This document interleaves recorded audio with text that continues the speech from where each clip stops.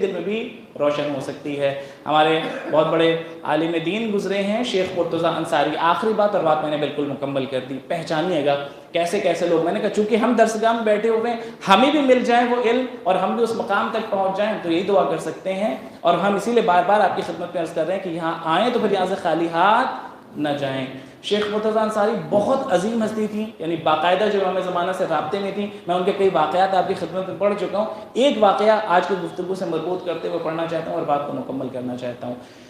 یہ اپنے زمانے میں درس دیا کرتے تھے، بڑے بڑے شاگرد آتے تھے، ان سے فیضیاب ہوتے تھے، درس لیتے تھے۔ ایک شاگرد کا واقعہ یہ ہے، وہ کہتا ہے کہ میں بھی ان کے درس میں جانا میں نے شروع کیا تھا، اور میں بہرحال طالب علم تھا، ابتدائی زمانہ تھا، میں جاتا تھا ان سے کسب فیض کرنے کے لیے، لیکن مجھے ان کا درس سمجھ میں نہیں آتا تھا۔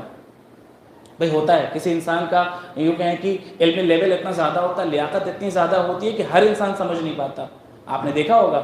بعض شاعر ایسے ہوتے ہیں کہ ان کی شاعری نہیں سمجھ میں آتی، آپ کے سامنے میر انیس کے مرثیے پڑھ دیے جائیں آپ سب سمجھ جائیں گے، مرزا دبیر کے مرثیے پڑھ دیے جائیں تو بہت سے شعر جس کو کہتے ہیں اڑ جائیں گے سر سے، پتہ ہی نہیں چلیں گے کہ ہوتا ہے۔ جوش کے اشعار پڑھ دیے جائیں بہت سی چیزیں نہیں سمجھ میں آئیں گی، ہوتا ہے۔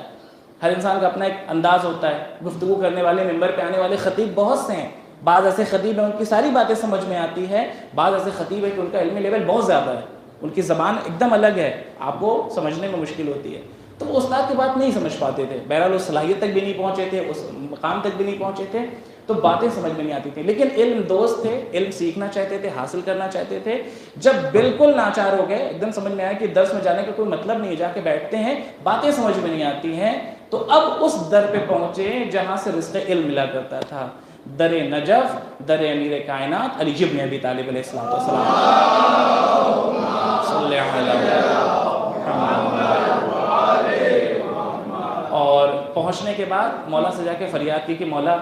بار بار کوشش کر رہا ہوں، میں علم حاصل کرنا چاہتا ہوں، میں آپ کی سیرت پہ عمل کرنا چاہتا ہوں، میں آپ کی تمام شخصیات جاننا چاہتا ہوں، علوم آل محمد حاصل کرنا چاہتا ہوں، لیکن میں نہیں حاصل کر پا رہا ہوں، جاتا ہوں درس میں لیکن باتیں سمجھ میں نہیں آتی، مولا مجھ پہ عطا کریں، مجھ پہ کرم فرمائیں۔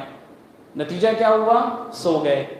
آنکھ لگ گئی، خواب میں محسوس کیا کہ امیر کائنات فلک جناب ابو تراب تشریف لائے ہیں، اور کچھ بھی نہیں کیا، خالی کان میں آ کے بسم اللہ کہا، بسم اللہ الرحمن الرحیم، اتنی بات کہی اور مولا چلے گئے۔